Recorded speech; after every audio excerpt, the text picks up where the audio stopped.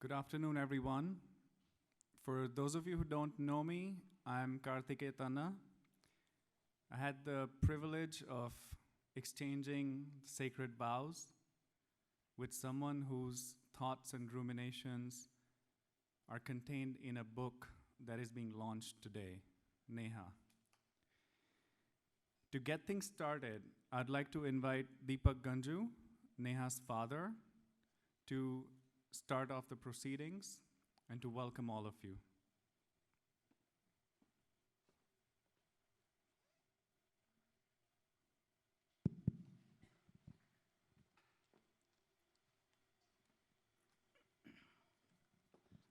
Good afternoon, and thank you for being here. We feel blessed to have you with us to participate in this important event so close to our hearts. Many of you have traveled long distances to be here. I thank you for making the time and effort, especially during these holidays. It is hard to speak or express our whole range of emotions, as no parent should ever go through such tragedy. However, I do want to say what Neha conveyed to us. More of her thoughts and notes have been put together in this book, Body Betrayed Beauty, whose launch we are here for. Neha wrote in her notes, and I quote, "I want to celebrate the memories created together by dancing and laughing. That is the life I want for myself and my loved ones. I do not know how long I have, and I do not care, but the show must go on." End quote. And here we are. The show is going on. I feel the ambience, the presence of Neha in this hall. It is she who wanted her friends and family coming together like this. It is her such desire that has brought about this event. From compilation of this book from her notes, which have been put together in the form of this book, to holding this event, she has guided us, especially her mom, and made this gathering possible. It was her wish to celebrate her life with her family and friends. Neha's prints on our minds will forever influence. She was herself, but never only for herself. She loved and cared so deep that she could warm the saddest hearts. And she was of such beauty and charm, both inner and external, that she would light up any surroundings. She was wise beyond her years and a guiding light, even to some of her own peers. Just into motherhood, she was confronted by a deadly disease, but she never let it stop her from living the moment. She will forever be a darling of her family and friends, of all those who have assembled here. The book, while providing a view into Neha's life, also encourages resilience and a will to face adversities. I believe that through this book, Neha will continue to inspire, including those who do not know her yet. Thank you very much.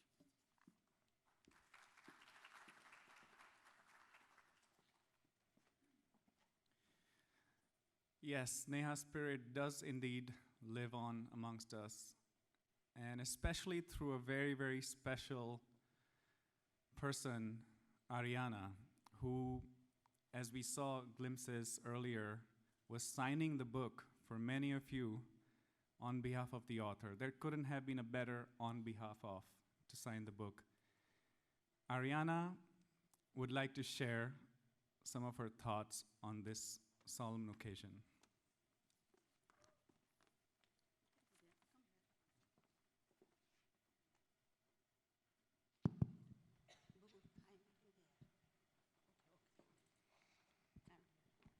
Today is a very special day of someone's daughter, sister, cousin, friend, wife, and mother. Guess who that someone is? That is my mama, Neha Ganju Tanna. The one who's standing in front of you is Ariana Tanna, daughter of Neha Ganju Tanna and Kartike Tanna. Dear Mama, I know we have only known each other for 3 years, but it feels like a lifetime. I always remember you with your beautiful smile, pretty face, and sparkling eyes. You are loving, caring, kind, and strong, Mama. You have set my small feet on the right path and want me to grow as a strong, happy, and smiling person. I promise you, Neha Mama, I'll grow up to your wishes. I love you all the way to infinity. Thank you for the loving path you have laid me to grow into a person you wanted me to be. Nobody can take your place. Nobody.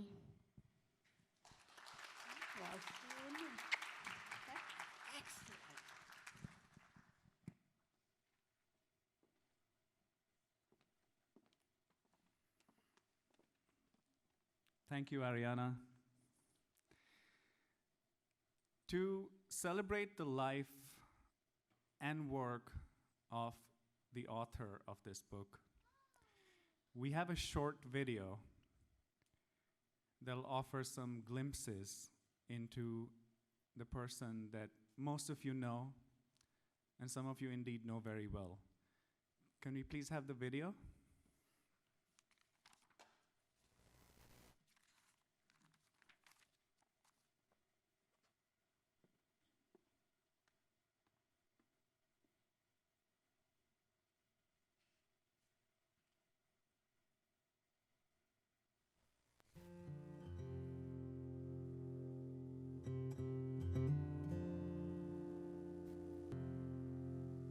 Imagine, one moment you're a happy new mother to a beautiful baby girl. The next, a terminal cancer patient. Neha Ganju Tanna, a young and beautiful woman, passed away on October 23rd, 2016. Neha was about to turn 33 when she first ended up in the emergency room. It wasn't long before the doctors gave her a tragic diagnosis. She had stage 4 kidney cancer. She fit absolutely none of the common demographics for this illness, but she had it all the same. Originally hailing from the state of Jammu and Kashmir in India, Neha moved to the United States with her family in the 1990s and settled in Miami, Florida. Neha is survived by her parents, Deepak Ganju and Chandramukhi Ganju, brother Dr. Neha Ganju, her spouse, Kartikeya Tanna, and her daughter, Ariana Tanna. Full of care and love for everyone she ever met, she had an innate ability to warm the saddest of hearts. While her beauty and charm would light up the surroundings, her incomparably pure soul could deeply touch people's hearts. She was modern in her demeanor and style, yet firmly rooted in Kashmiri and Indian traditions. When cancer struck, it was a jolt she faced bravely and smilingly. Life for her was a gift, which she always experienced and lived to the fullest. How could a disease possibly stop that? She took full charge of what confronted her, refusing to depend on anyone. Neha was in control of her life. This quality comes from her educational training and experience in emergency and crisis management. After graduating high school from Miami, Neha obtained a Bachelor of Science in Mechanical Engineering from the University of Florida in May 2005. Thereafter, she obtained a Master of Science in Systems Engineering and Engineering Management from George Washington University with a focus on crisis, emergency, and risk management. She occupied managerial and leadership positions at globally renowned companies such as Frito-Lay and Pfizer Pharmaceuticals, Fannie Mae, and with a brief sabbatical in 2013 through 2014 when she pursued an opportunity in India. Neha also loved helping those less fortunate through the organizations Able Disabled, All People Together, and St. Catherine's Home of Mumbai. She spent 3 months in Mumbai, India, teaching underprivileged and specially abled kids at the Spastic Society of India. She was an advocate for the Kashmiri Pandits, who were forced to flee their homeland. Even when Neha was diagnosed with terminal cancer, she never stopped working or loving until the very end of her journey. The spirit to live never died. So many people would have given up all hope, but Neha wasn't like most people. Instead, she poured her insight, wisdom, wit, and warmth into this new memoir. Along the way, she laid out important advice for her daughter when she reached different stages of her own life. Neha accepted that she would not get the chance to see her beautiful Ariana grow up and become a mother herself. But she remained determined to guide her daughter through the difficulties ahead. This poignant look at one woman's life shows Neha's strong spirit and her endless compassion for others. Some entries reflect her inner thoughts and desires. Others are written for her family and friends. At the end of her life, Neha came to important revelations about the nature of family, love, and spirituality, and was determined to share them with the one she loved. Neha refused to let her diagnosis define her. Body Betrayed Beauty is a compilation of her writings near the end of her life. Through her insight and advice, Neha left an important legacy for the ones she left behind. Much of Neha's memoir is directed to her daughter.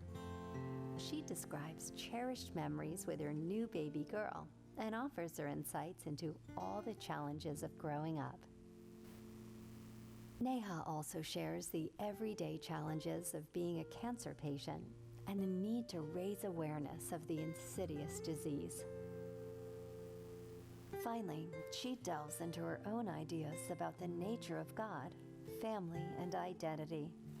Each new page reveals a fascinating new facet of an amazing woman and a new lens through which to view our own lives.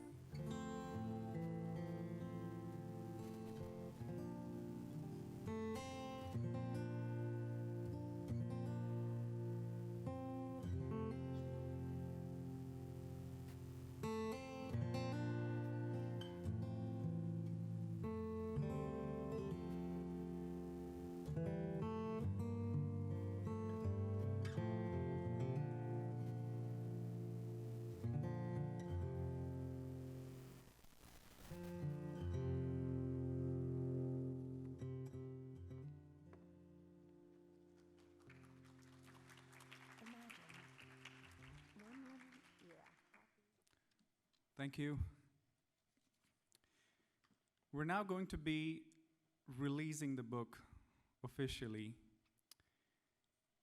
And in order to do that, we would like to invite 3 very special people who have been associated with Neha and her family since decades. Dr. Sanjay Razdan a very close family friend. He's a board certified urologist, oncologist, and principal investigator, and a pioneer in the field of urological robotic surgery, having performed over 7,000 robotically assisted procedures using a proprietary Da Vinci surgical system, and a very close family friend. In fact, I remember when we came to Miami in order to figure out where we will do surgery, we went straight to Dr. Razdan's home. And he, within a few hours, coordinated Neha's surgery to happen at the hands of one of the best in Miami. The next important person who will join us in releasing the book is Dr. Avtar Krishan Ganju. He's one of the first Kashmiri Pandits who settled down in Miami, a very close family friend, and he happens to be a globally renowned scientist credited with developing the flow of cytometric techniques for rapid analysis of DNA content.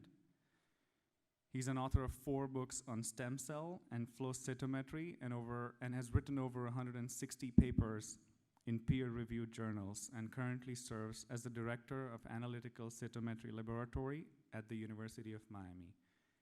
And the third person, Mr. Arun Kaul, is a longtime family friend and a very close associate of Neha's father, Mr. Deepak Ganju, for endlessly sweating and toiling for the cause of Kashmiri Pandits, who, as we saw in the video right before, were driven out of their homeland 3 decades ago. Can we have the 3 gentlemen on the stage, please, along with Ms. Chandra Ganju?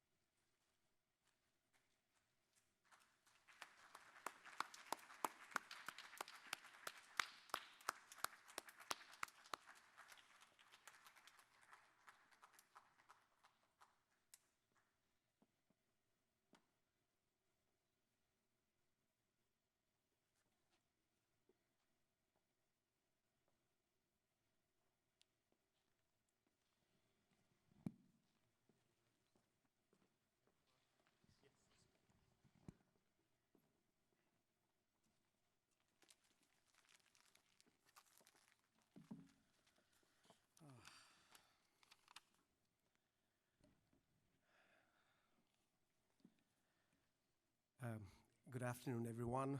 I've already been given a launch here by Karthikeya.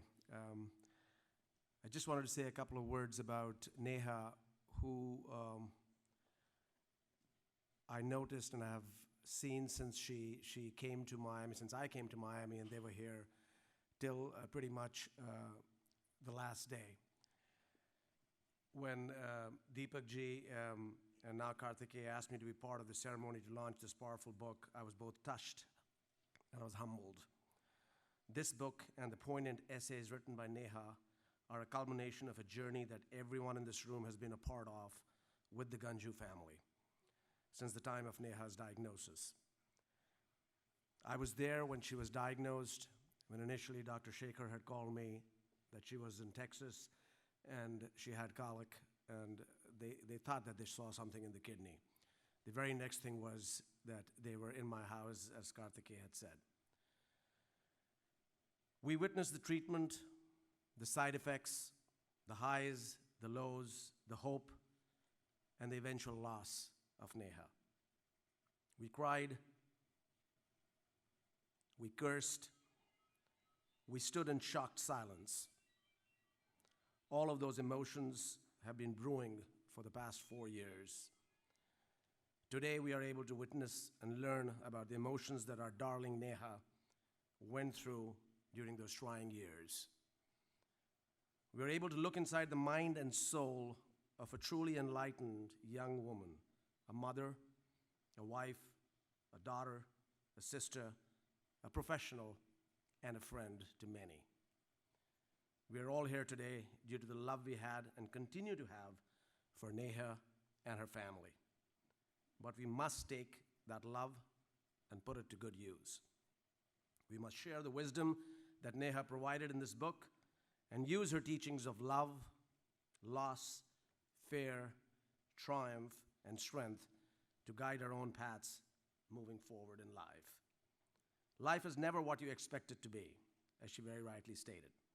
The secret to succeeding at life, however, is how you respond to all the challenges and the adversities you face, and how you can keep your mind and soul anchored in an oasis of peace when surrounded by the gales of an unrelenting storm like she went through.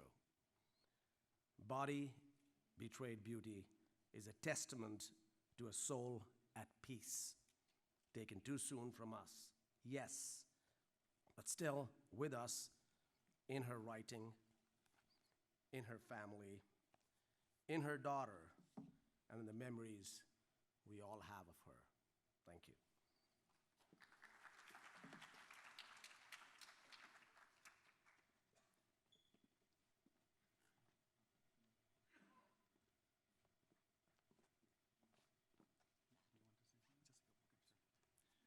Um, really wasn't ready, but have a few things to say about Neha. So memories are very personal. Many, many years back, at a camp in Moodus, Connecticut, Deepak ji, Chandra ji, Neha, Neha's cousin Anjali, Nihar, they were performing in a play, and Ammaji, and they were known for doing a lot of plays like that. That would bring a lot of joy and laughter to people. It's a very endearing family. People loved them for the joy they would bring to everybody. Neha, while she was born in India, spent most of her growing years in the US. Yet, they would speak Kashmiri. So it was almost with admiration that we would watch young Nihar and Neha acting out those Kashmiri plays. So those were the initial memories. Some 6 or so years back, we came to the same city. And at that point in time, Neha had been diagnosed. So there was a lot of uncertainty, a lot of fear, but yet Deepak ji and Chandra ji, they were very dear friends. We talk almost every day, if not every week. But for her and Karthikeya, with a much younger Aryana, even like she's really a toddler at that point in time, to meet with us and go out with us for dinner when dealing with such uncertainty. That is something which can never be forgotten. In that meeting, it was a very casual setting. There was no, she never gave an idea what she might be thinking in her mind, that she had any stresses or she had any fear in her mind. And so with Kartikeya. That's another thing that will never go out of mind. And after that, we have seen how things played out. Unfortunately, Neha, after a battle, lost to cancer. But she wrote these notes, which are in this book. And they have, Ariana has grown into a beautiful little girl, and very brave and very proud of her. And obviously, we are very proud of Kartikeya. I see some of his drone videos, those family moments that he tries to recreate, that he had with Neha, those precious memories he brings into Ariana's life. And there's so much like that. I really feel this was a family which brought a lot of joy to people for many, many years, many decades, in Miami, all over the country. Deepak ji served as the president of Kashmiri Overseas Association, and he was absolutely loved. And so was Chandra ji. Her cookbook, all the videos that she has made, everything she has done for people, what Deepak ji has done for people, not their family, but people who they didn't even know. They care for everybody. And that is, those sentiments, all that was represented in Neha. And I'm sure that will, this book will be an inspiration for others. And what I would ask is this family, Deepak ji, Chandra ji, Kartikeya, Ariana, to continue that leadership and be involved in the communities, in the world, and keep doing what we have been doing for so long. We love you very much. And I don't know how I can express myself, but I'm overwhelmed by you asking me to come up here and say something. Thank you.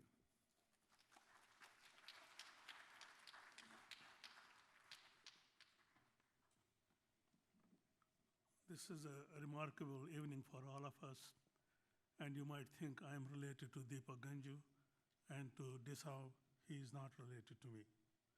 Babli and Shekhar are my brother and sister because their mother was my surrogate mother who was with us for 40 years, and I thought of her as my own mother.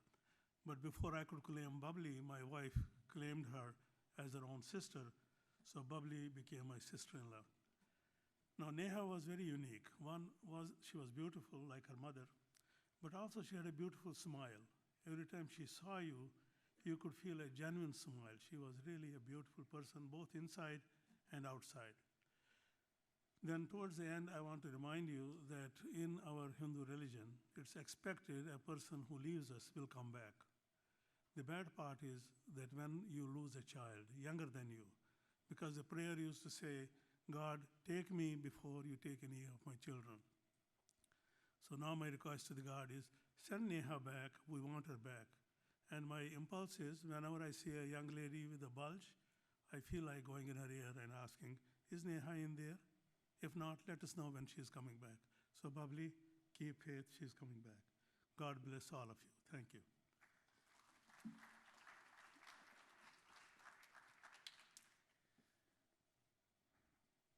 Thank you, Dr. Razdan, Dr. Ganju, and Mr. Kaul.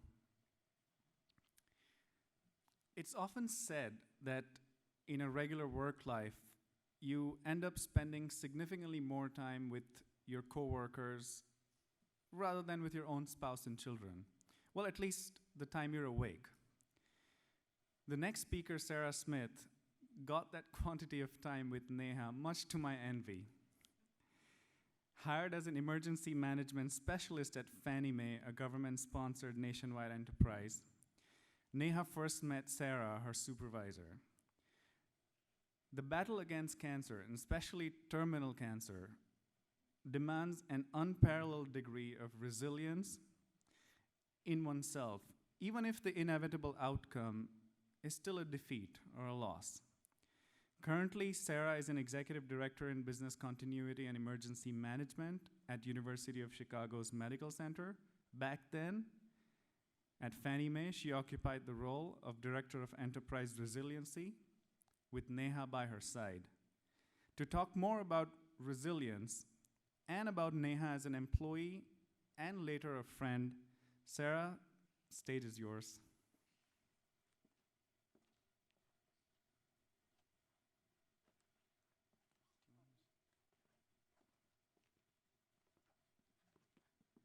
Well, first, thanks for inviting me. This was a complete honor, and I'm a little emotional. So,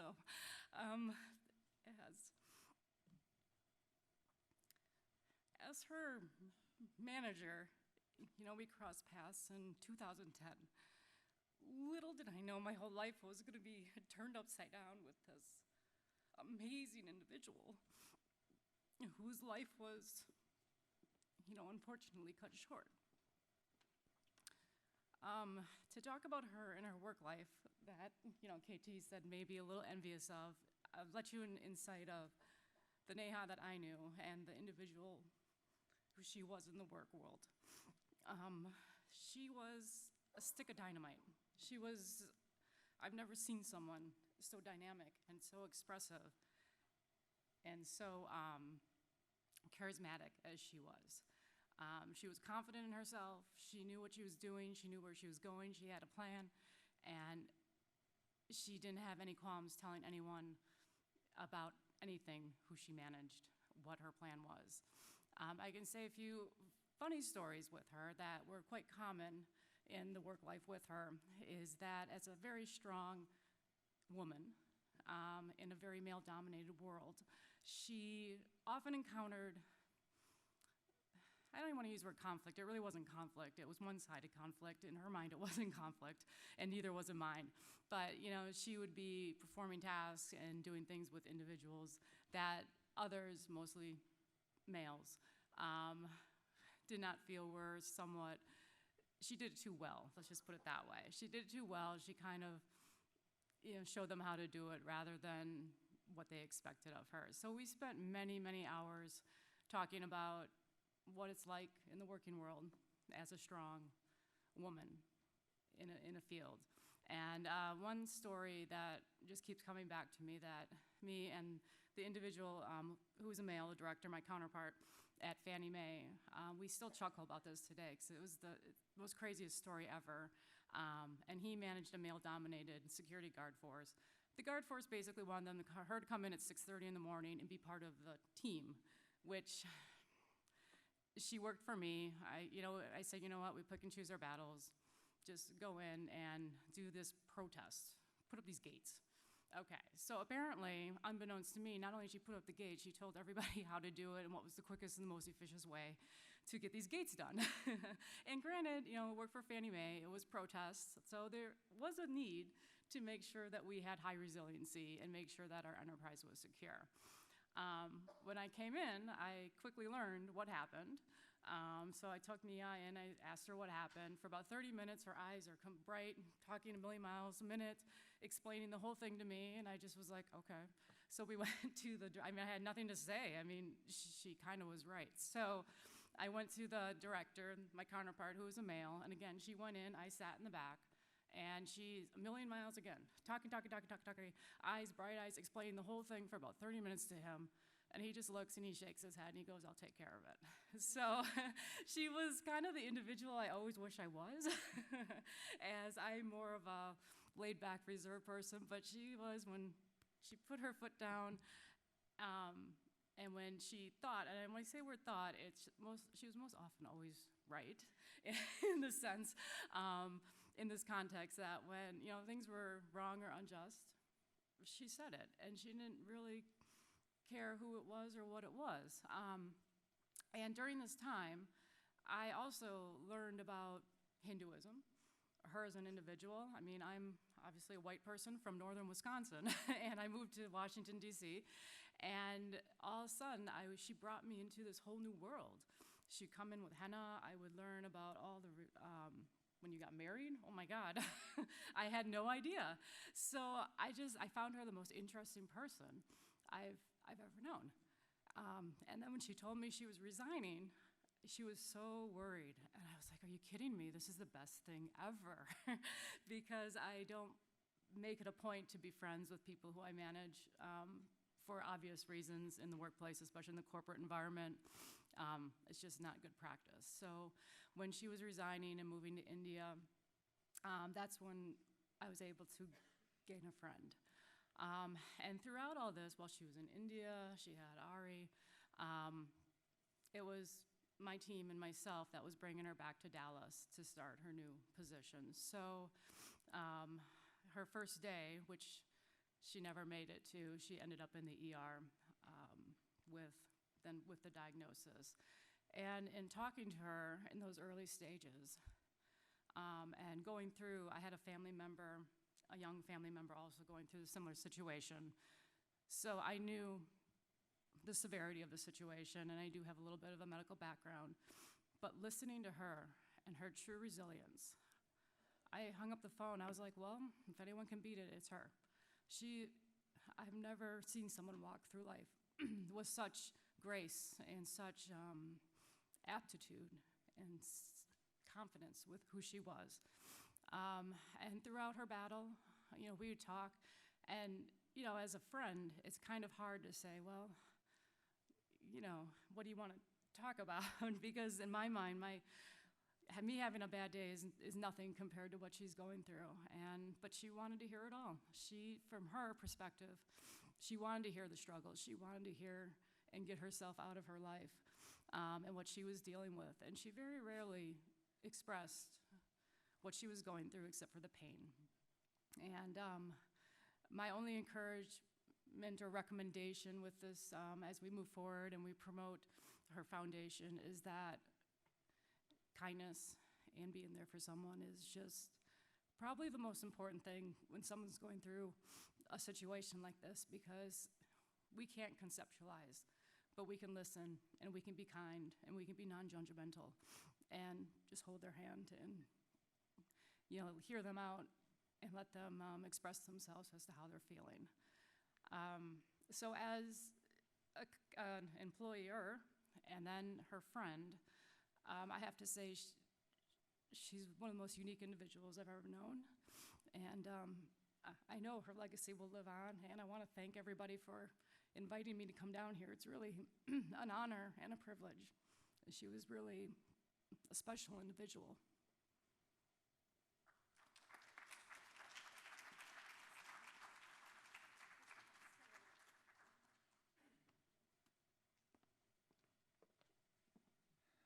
Thank you, Sarah. Shortly after I met Neha back in 2009, I saw on her Facebook page photos of her with underprivileged kids in India.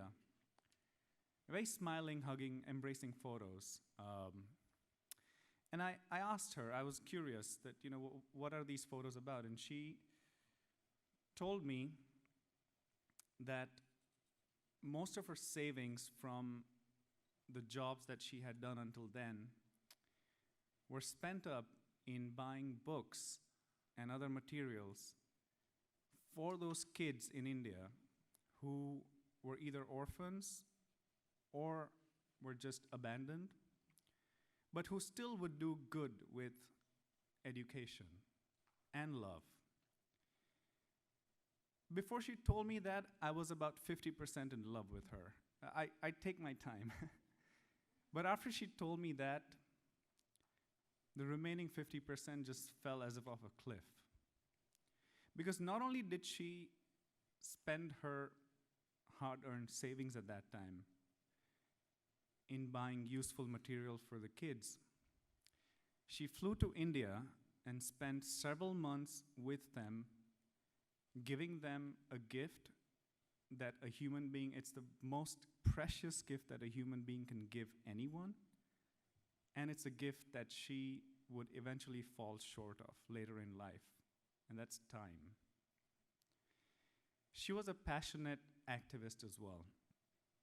She had lost her hometown in Kashmir to unfortunate events. While she and her family did have a fortune of moving to the United States, her heart still bled for India, and especially her hometown in Kashmir. A friend she actively collaborated with on those causes is Dheeraj Bakaya, who will talk more about Neha the friend and Neha the activist.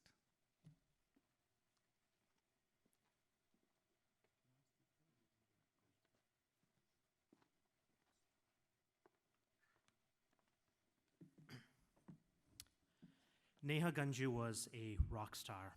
The first time I heard the name was some Kashmiri guys saying, "Do you hear about that girl from Florida?" Kashmiri women are known for their looks, and Neha Ganju's reputation preceded her. When I first met Neha at KOA camp, she was still in college, and though we hardly spoke at that event, I distinctly remember the Amaji skits her family put on and left everyone in stitches. Neha and I did connect soon after that, as we were both asked to be part of the KOA Youth Committee, and through that, we ended up working on a lot of projects together. Neha used her IT skills to develop a website, and I was the annoying product guy giving her all these tasks to do, and she used to be really exhausted. She would be up late at night after classes and studying and doing extracurricular activities, going through these tasks and developing this KP Youth website. And there was one email exchange, I look back, and she had said that she hadn't slept for 30 hours, and she added, "I'm a diligent worker. I've always thought I have to work hard to get anywhere. I know I'm not lucky like others." Her email address was Kashkali, and Kashmir flowed through her. She published my article in the New Kashmiri magazine about my trip to Srinagar in 2002, before anyone had gone back.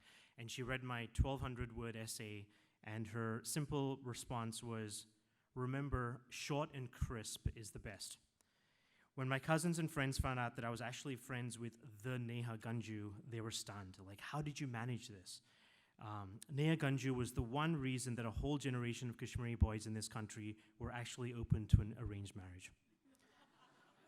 Over time, Neha and I got to know each other pretty well, even though we rarely met. It was all over the phone, and we would discuss Kashmir and the plight of Kashmiri pundits. We discussed questions like, how do we maintain our KP culture? What parts of the culture are worth preserving the most? How do we engage the KP youth here so we form lifelong bonds and a strong network with each other? How do we help get the children out of the camps back in Jammu? How do we make it easy for Kashmiris here in America to make, just even in small ways, make a big difference to the community back home? I shared with her my ideas and initiatives in the Kashmiri refugee camps on the outskirts of Jammu. And the first year I went, Nihar actually was there as well, doing some things on the medical side. And we put together a retreat for 3 days for high school and middle school kids, and it went great. Did other events. Neha unfortunately couldn't attend. There was one which Neha helped coordinate. She got really sick right before, so she had to delay her trip. But she did make it on that trip eventually to India, and that's when she did those 3 months at the orphanage in Mumbai.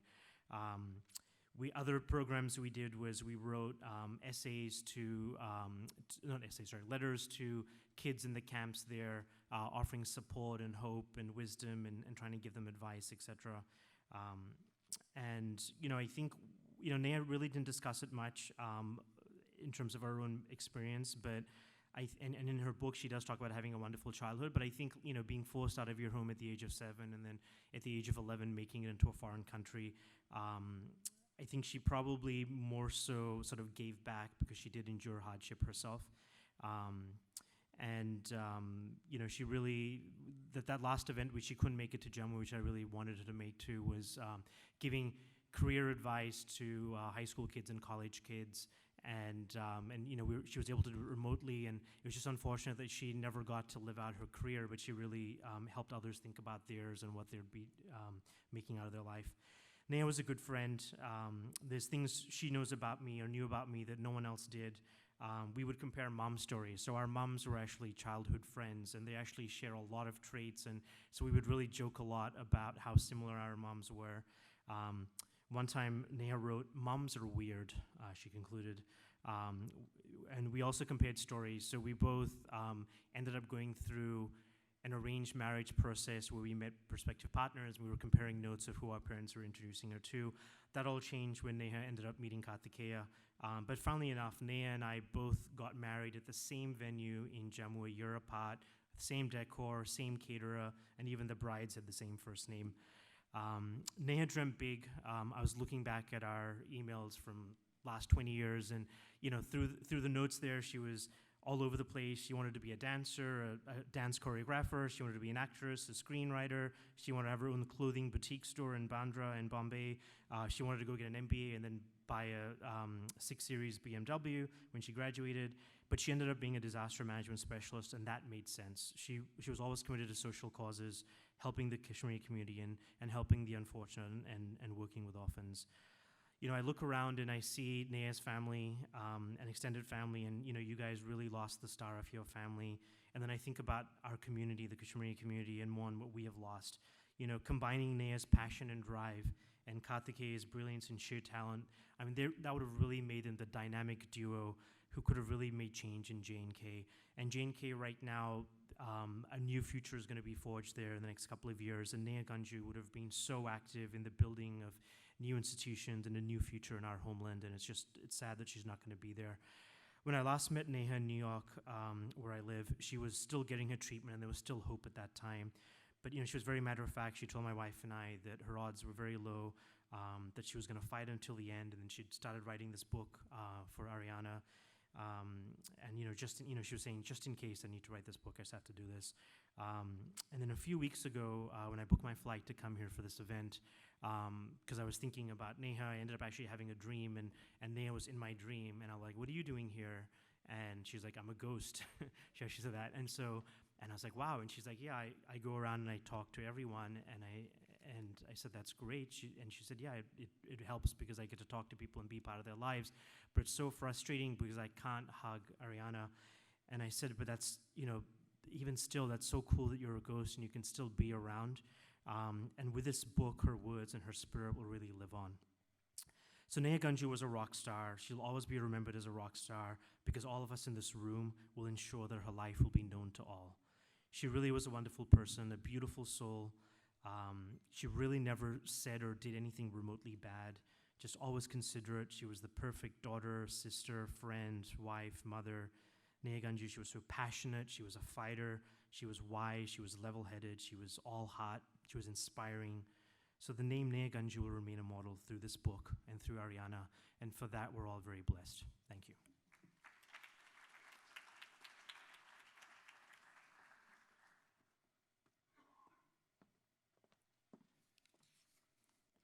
So we have the book that was just released. And now 4 very special people in Neha's life will discuss it and review the book, Body Betrayed Beauty. Sunanda Vashisht, a political commentator and a writer herself, Neha's eldest cousin on the maternal side, as far as I know, and a confidant, shall moderate the discussion between Anjali Shekhar Zutshi, a lawyer by profession, who, together with Neha, have given the family and the extended family and friends some of the most memorable moments in form of their dance items together. Neha Ganju, Neha's brother, a gynecologist by profession, but a younger sibling who always was the apple of Neha's eye, and I know that for a fact. And Charles Carmichael, a friend of Neha's since the time they went to University of Florida together. So can we have the 4 on stage to discuss and review the book?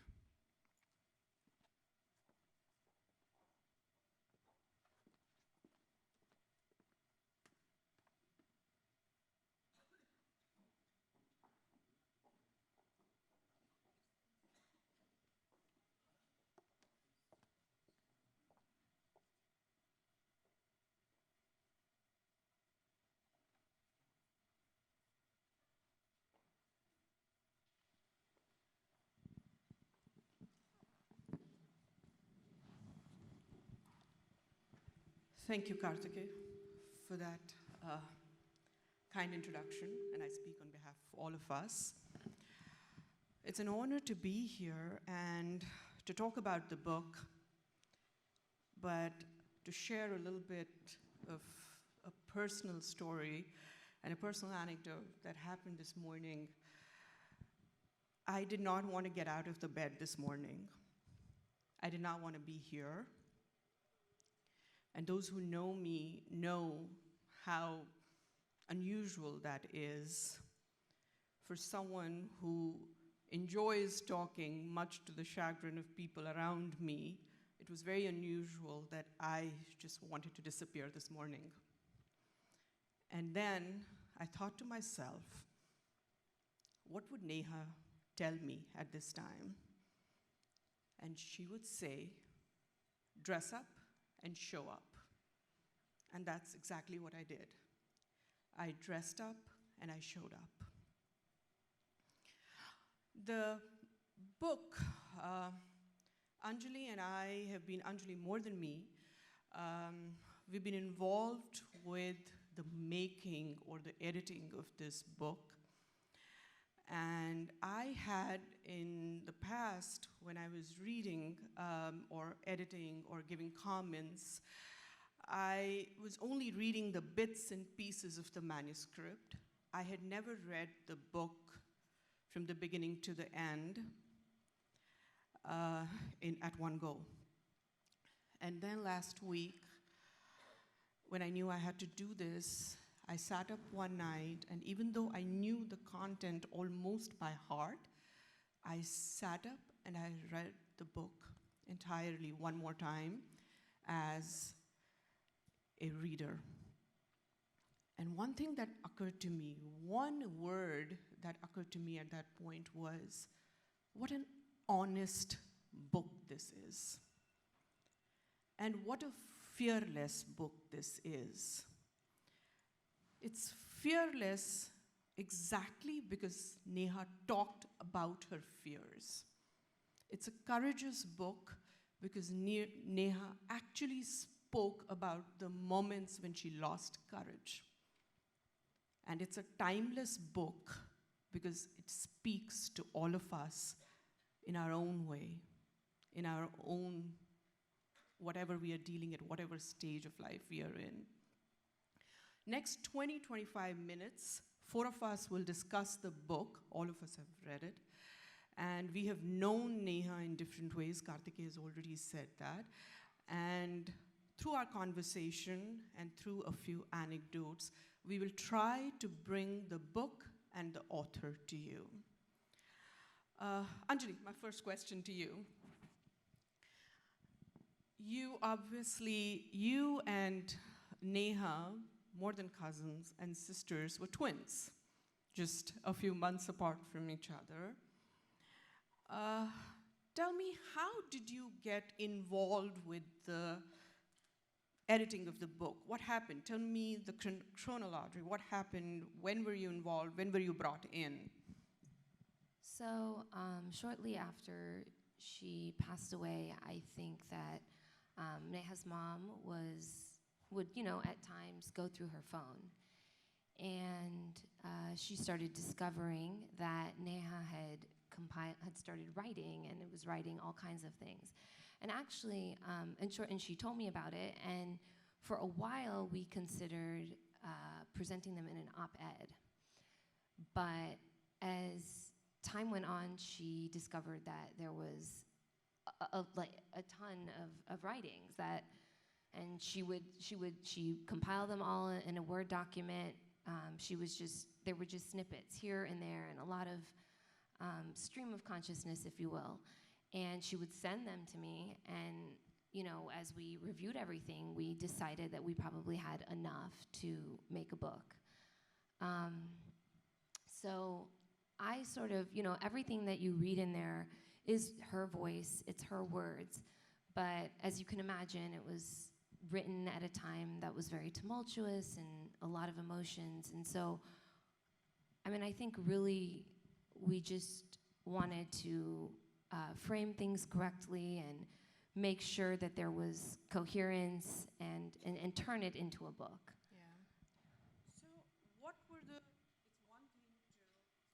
it's one thing to say that you want to present something as a book, but for few of us who know how the publishing world works, it's not easy to get the books published, especially books like this. So what were some of the hurdles you faced while putting this book across and, talking to publishers and making sure that it sees the light of the day? So I did not do the heavy lifting on talking to publishers. That was all Neha's mom. But I can speak more just to the substance of the book. Yes. And I think my biggest challenge was, like I said, this was, we kept, and she would at times, she'd find more and more, and she just kept sending things and saying, I found another thing, should we use this, should we use this? So my objective was, as you'll see, the book is divided into two parts. And I think two of the themes that I really saw was, one of them was describing her journey.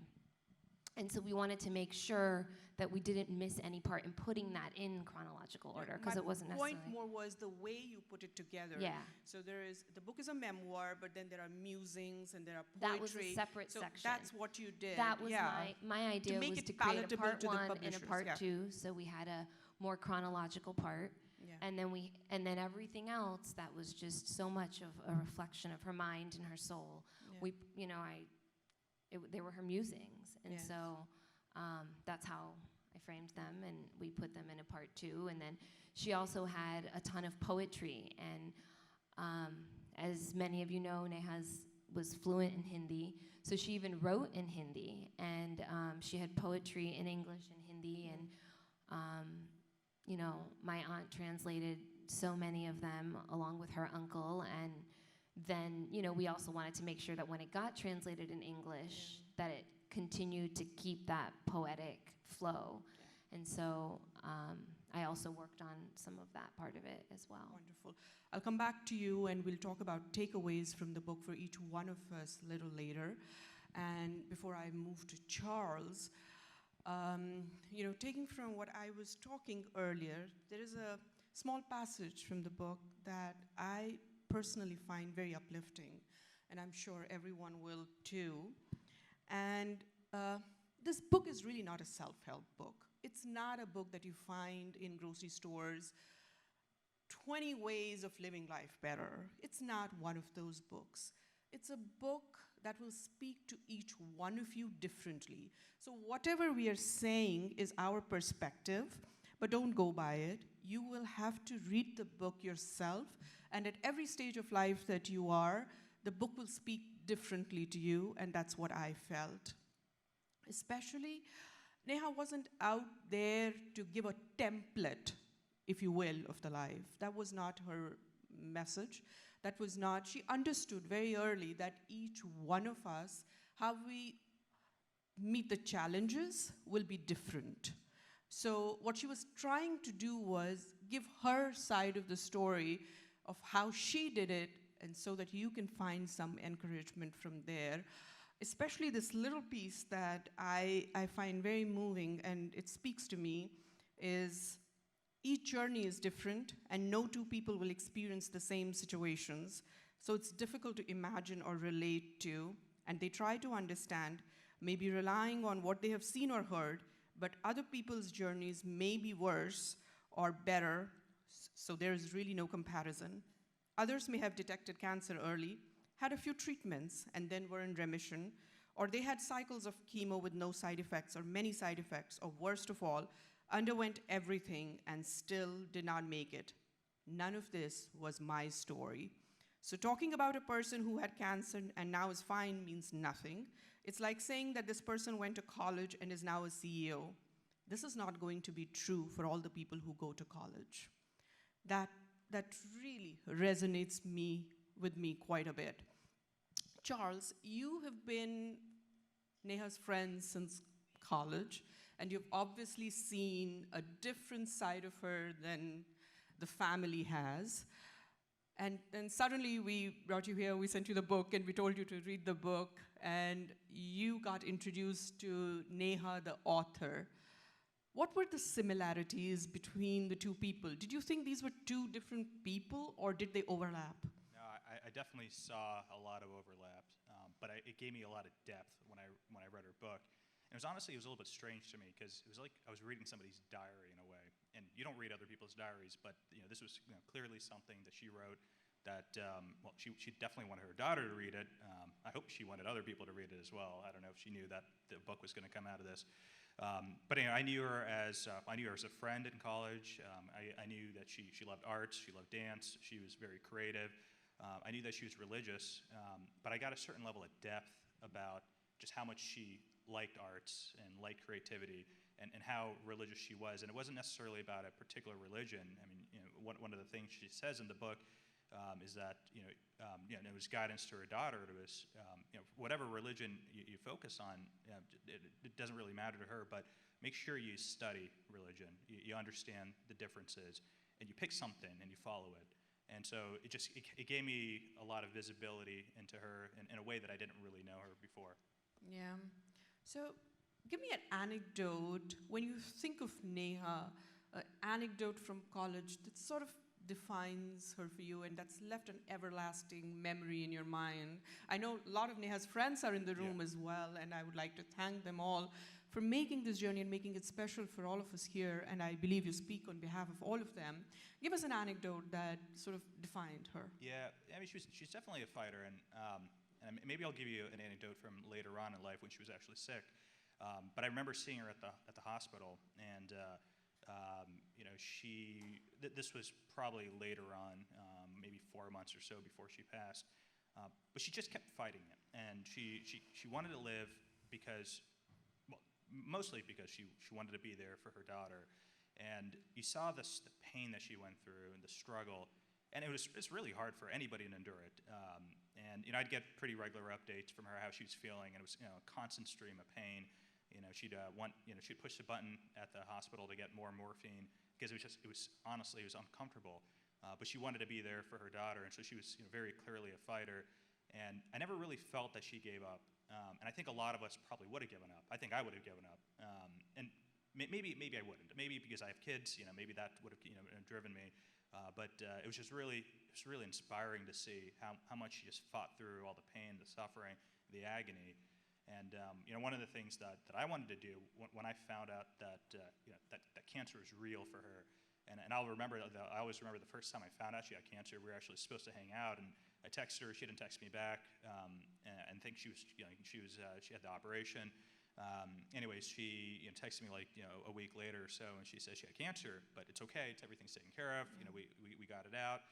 And when I kind of dug into it and kind of understood the severity of it, as much hope that I want to have, I was kind of realistic about it, and I kind of understood that, hey, this is pretty serious. And I as much as I wanted to keep hope, I think she kept as much hope as she could, and she kept fighting until the end. But I wanted to be as realistic about it, and I wanted to make sure that of the remaining months or years, and hopefully it was years, that it was as comfortable for her and as good as it possibly could be. And so anyways, in terms of her, I think she's just an incredible fighter and just kept going on. True. Most people wouldn't have done that. I think that's one thing that everyone in this room who's known her, whether all her life or even for a few moments or even few days, will agree that she was a fighter. Neha told me about her diagnosis herself. I remember the phone call very clearly. I was probably among the first people, probably the first person. When this was happening, she was still in Dallas. And we didn't know the extent of it, but she told me. And the first thing, and I wasn't able to, understand the severity of it. But the first thing I remember her talking and saying is, and she said to me in Hindi, because she and I spoke in Hindi, and she said, "Aapko maine pareshan kiya," which means that I'm troubling you.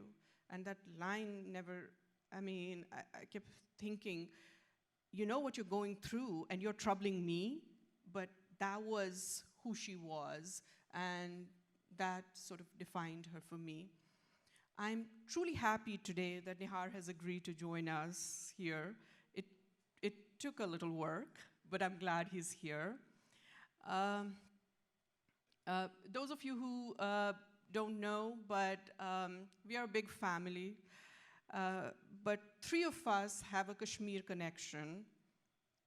Neha, Nihar, and I, because we lived for the most impressionable years of our life in Kashmir. So you and Neha moved here pre-adolescence, almost at an adolescent level.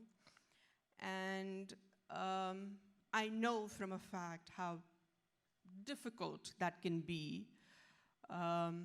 So for two of you, you had each other. You were friends. You were just a year and a half apart, almost twins.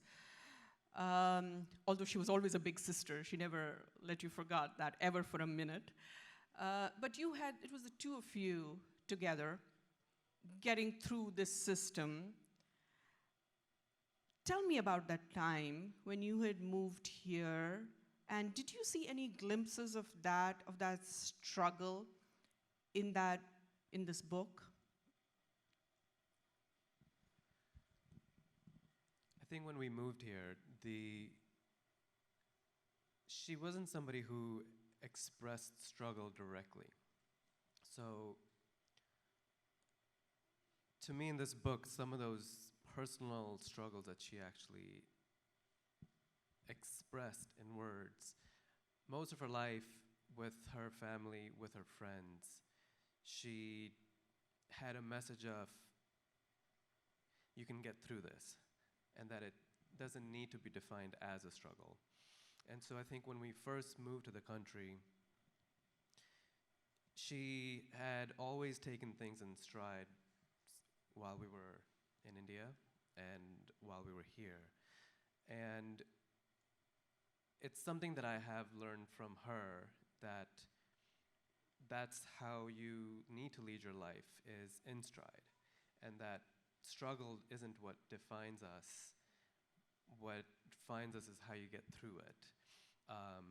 And it's something that I think when we keep talking about Neha as a quote-unquote fighter, to me that's what that means, and that's, from my reading of the book, that's how I take it, that she's meant, what she means by it. But on a very, very personal level, as a fighter too, she was a fighter, and if you take that to the extreme, the person who gets the brunt of the most fighting is was the you. brother, the younger brother. Yes. So Neha the fighter also means I have to fight her back. And Yes. I've learned a lot of fighting back through her, and have always been grateful for what I've learned from even that. True. It's interesting. Neha was a very creative person also. Apart from her professional life, she had a zillion interests. She wanted to, I think Dheeraj said it very correctly, she wanted to do everything, from putting a designer store in Bandra, to working in movies, to designing clothes, and to being an engineer. She wanted to do everything. It was almost as if she knew her life was short and she needed to do everything. And she pretty much did everything as much as she could. But there was also, Neha was also about song and dance. She loved to dance and she loved music. What are some of your memories about her creativity where Anjali and Neha, and I'll ask Anjali's point of view later, but this is your time to tell the world, how did they bully you? And how were you, the younger brother, how did you put up and fight back? This is your time. We'll keep the bullying for another time. But Neha always had, I've always viewed Neha as, in terms of her aspirations, she always did have creative aspirations. Sure. And she always had very professional aspirations. And I think in both of those, she was very satisfied in terms of, at her stage in life, what she had achieved in both of those. At a very young age, even in Kashmir, I remember sitting by the window. I may not have had the same kind of visual creativity. My interests were usually on the musical side, but Neha liked to visually express herself. Yeah, she was a very visual person. She liked to draw. She liked to color. She liked to have a performance. She liked to dance. She liked to learn how to dance. She liked to, with Anjali, make up a fake airlines that we drive around in an Indian van in, but it's really they're putting together this Angel Puck Airlines and announcing to us to have seats and get ready for the meal. Yes, I remember this so clearly. Yes, and something that I have not personally experienced myself of Neha, but I've seen videos and from her friends I've learned a lot about is her performances when she was in college and what she put together and how she liked to kind of continue to express herself through dance and through performances with her friends. And that is what gave her the most joy, is her friends and her creative performances when they came together.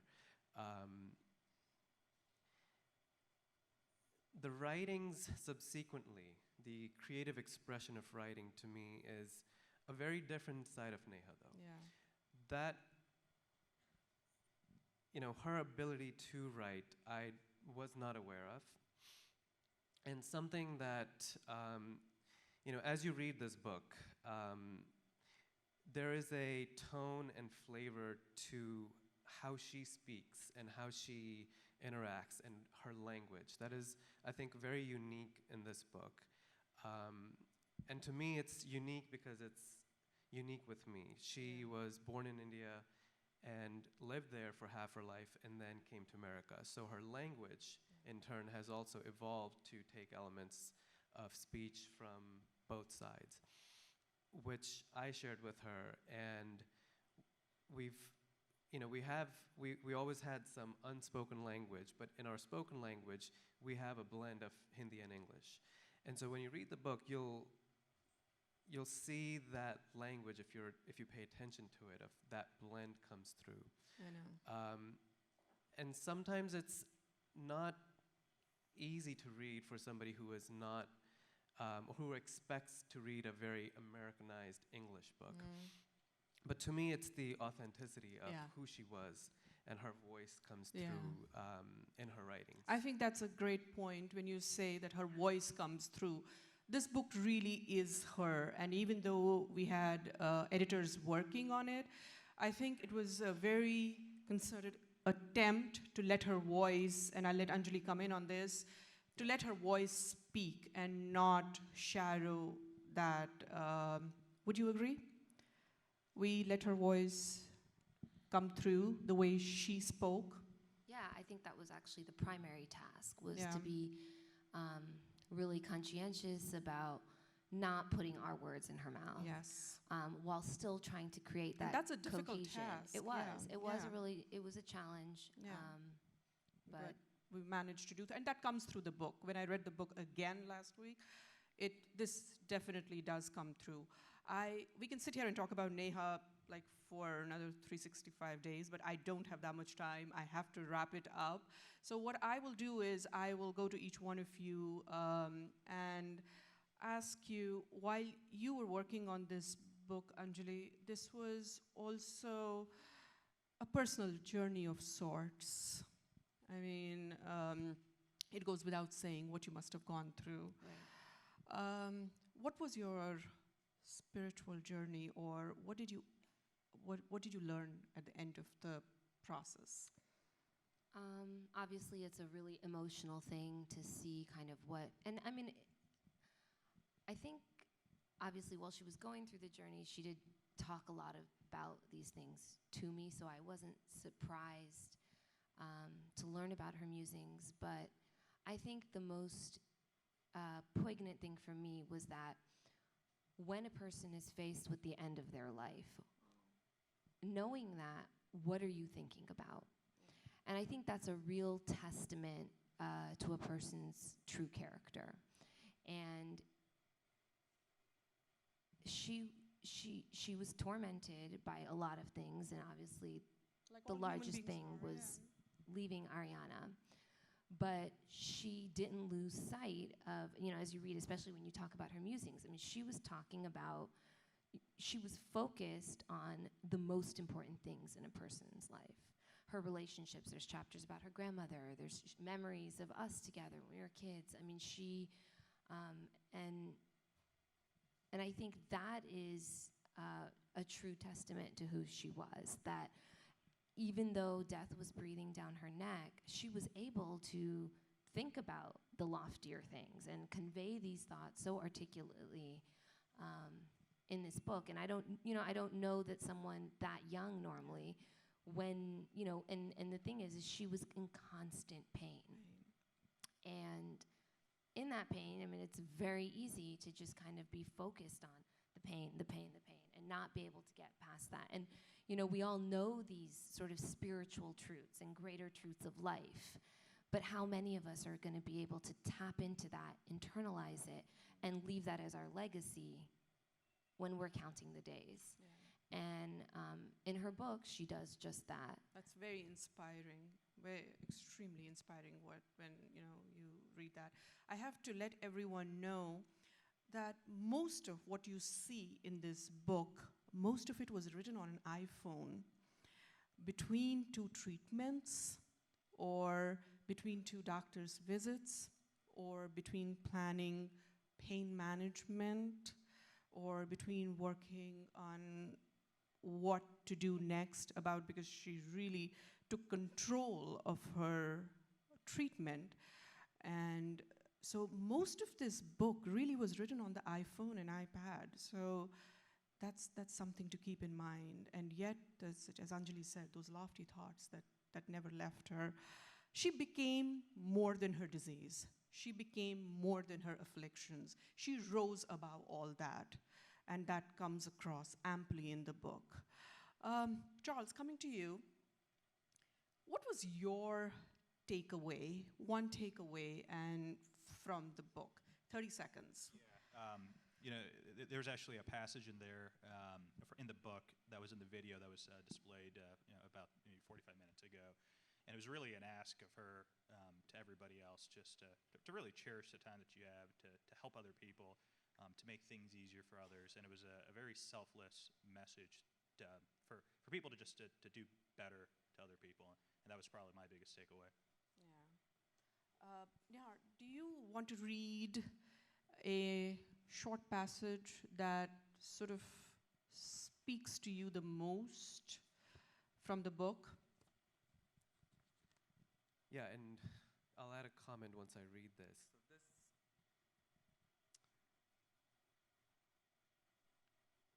So the passage, she starts by saying, "I welcome death with open arms. It is just as much a part of living as breathing is. You cannot accomplish one without the existence of the other. Do not fear it. It is frightening, but liberating."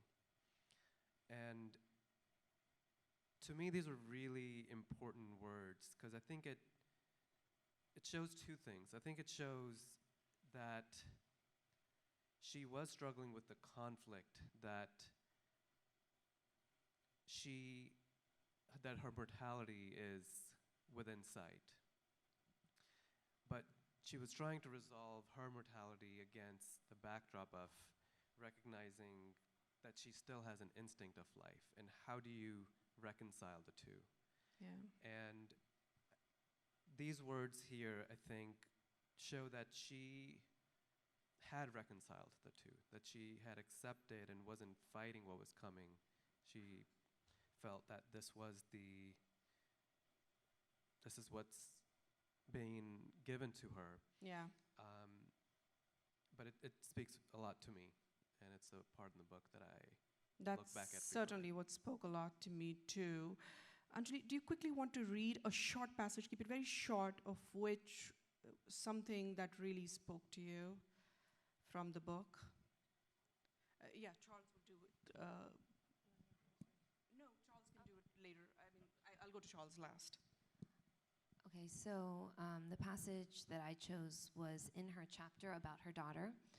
So this is a message that she directs to Ariana, and she says, "If there is anything I want you to take away from my life, it is always to give a helping hand. Human relations are the most precious gift we have and live with. I truly believe that being there for one another is our purpose in life. Never shy away from helping others or going that extra step. I truly think that the journey of the person is important to understand a person fully. The journey defines you as much as your actions do. I hope, besides the stories I have shared with you, that people who knew me share their version of who they thought I was, the good, the bad, the ugly, and the criticisms included. Because a person is not just one definition, but all facets of truth. To truly love, understand, trust, and value a person, one must know the journey that led to where the person ended up. And then you accept the journey and the present person. Remember that nothing is constant. This is what love is. I do not want you to love me just because I'm your mother, but because you know the person that I was. Yeah, thank you. Charles, just give me 2 sentences. I have only 15 seconds to end this now. So just 2 sentences that you thought were most poignant for you. Yeah, it was what was on the video. Yeah. And I'll just go real quickly. For anybody in distress, anybody who's struggling, or anybody troubled, simply do something from wherever you are to show you're there for them. No effort is too small, and no effort goes unnoticed. That's really, on that point, we will wrap this up. That is truly the message of this afternoon, that, if the real tribute to Neha would be to help each other and never let anyone alone. Neha never wanted to be left alone. She never wanted to be left alone. She never left anyone alone. So that's probably the message of this evening. I just want to end with one little quote that I want to say, leave you guys with. And this is from my favorite author, V.S. Naipaul, whose one of his unpublished essays just got published in this month's New Yorker. And he's talking about the grief and his father who had left him, and that grief he had never been able to deal with. And he says, and only Naipaul can speak this way, and he says, "It was a poor way of thinking. We are never finished with grief. It's part of the fabric of living. It's always waiting to happen.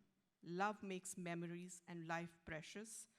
The grief that comes to us is proportionate to that love and is inescapable." Thank you, Ganju family, for giving us this time. Thank you to all of you for being here. And thank you to all my panelists. Sorry, Kartikeya, we took a bit of extra time, but we tried. We just cannot talk about Neha in stipulated time, but sorry about that. But thank you, Nihar, thank you, Charles, and thank you, Anjali. Thank you, everyone. Thank you. Thank you to all 4 of you.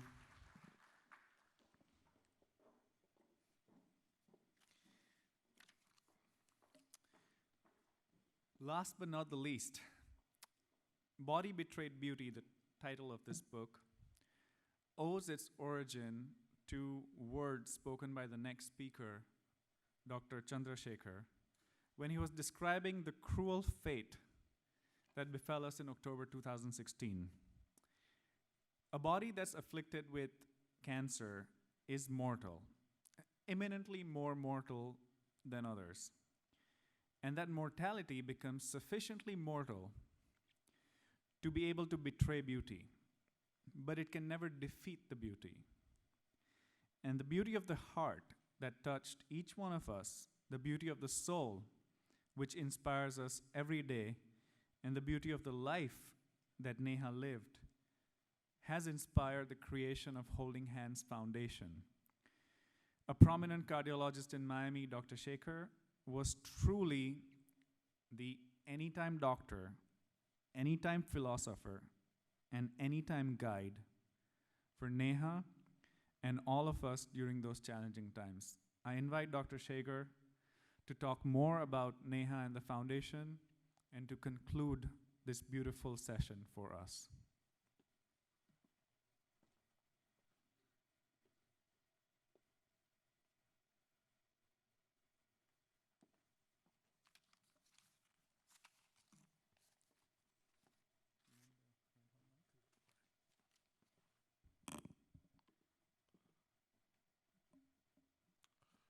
Thank you, Kartike, for your kind words, and thank you all for being with us on this special occasion. Much has been said about Neha, and a lot has been said about the book. And while I was listening to all the speakers, I was wondering that, in one sense, this is a very unique book. As was pointed out by the panelists, the book wasn't written for an audience. Most authors, when they write a book, they have an audience in mind and they address the audience.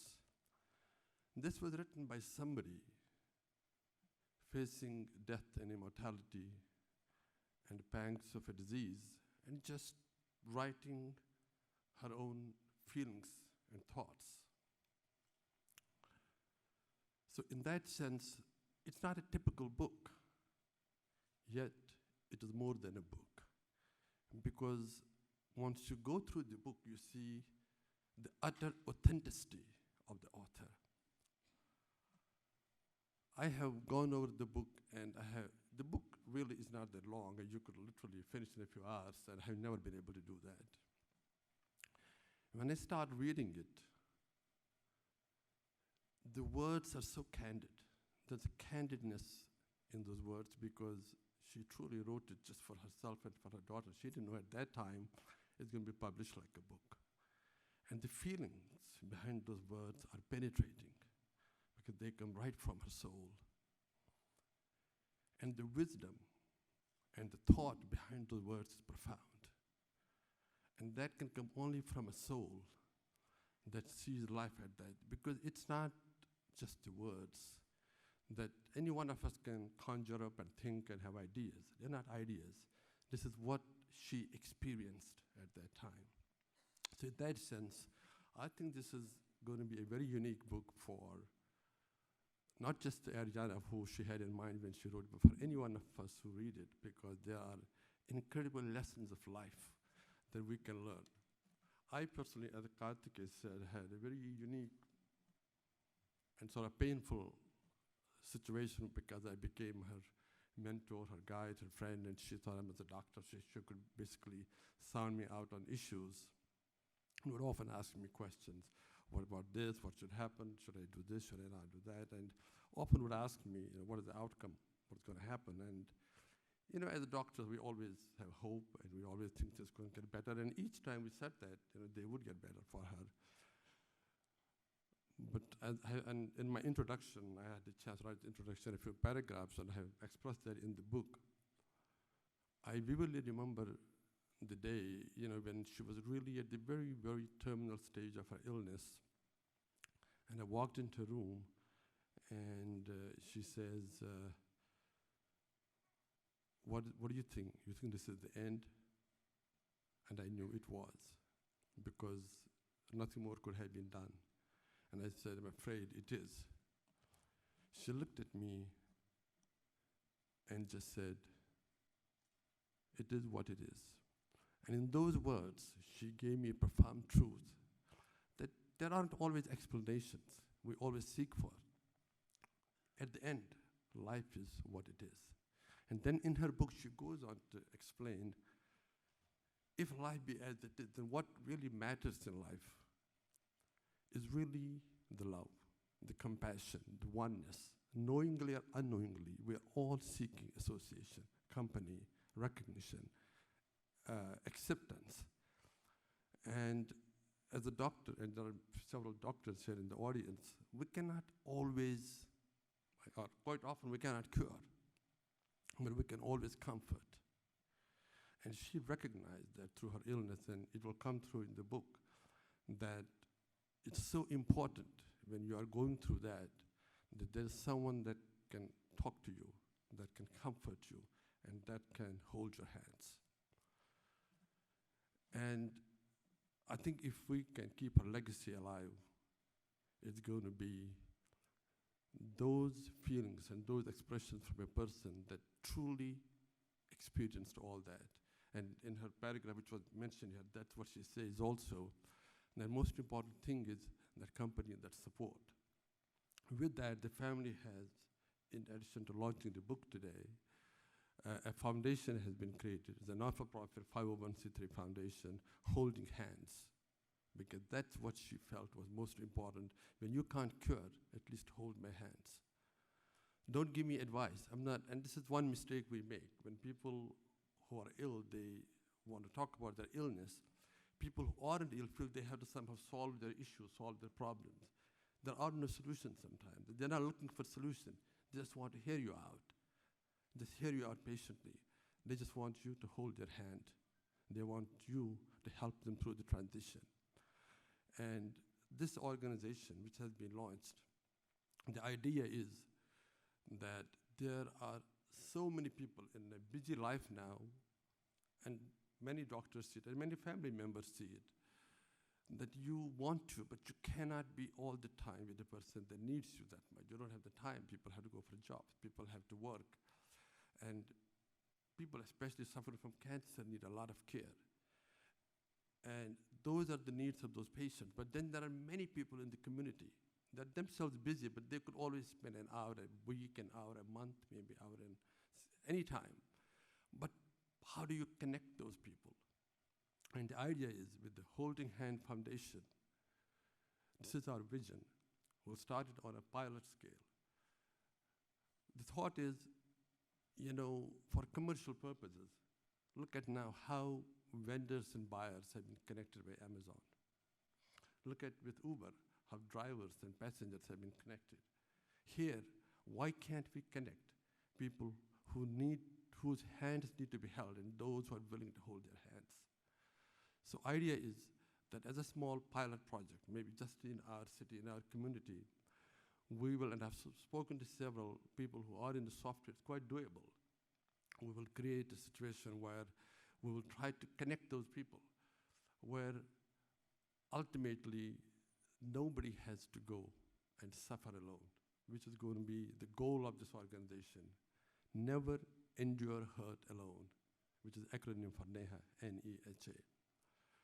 And we do hope you all will help us and support us to carry and launch this noble cause, which will be a great legacy for this great soul who lived only a short life, but indeed left a profound message for all of us. With those words, I want to thank you all for being here and supporting us. Thank you again, and good evening.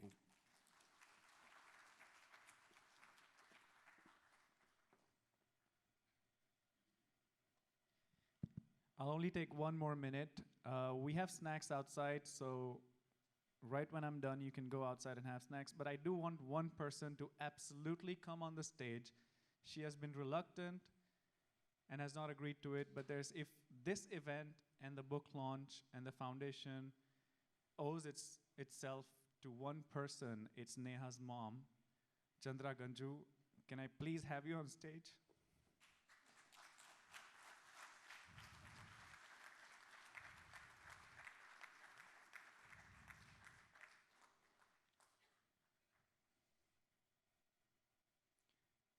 Can we please have a standing ovation for her? She really has driven this entire effort.